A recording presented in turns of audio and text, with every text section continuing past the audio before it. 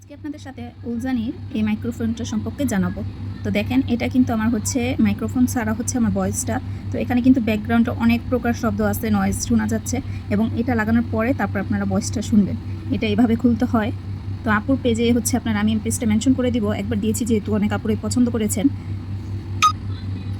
এই যে এটা মোবাইলের চার্জার পিনের ভিতরে ঢুকাতে হবে, তারপর এখানে একটা লাইট জ্বলবে, তারপরে দেন হচ্ছে এখানে একটা বাটন আছে, এই বাটনটা ক্লিক করে ধরতে হবে, তাহলে এখানে একটা লাইট জ্বললে এটা ওপেন হয়ে যাবে।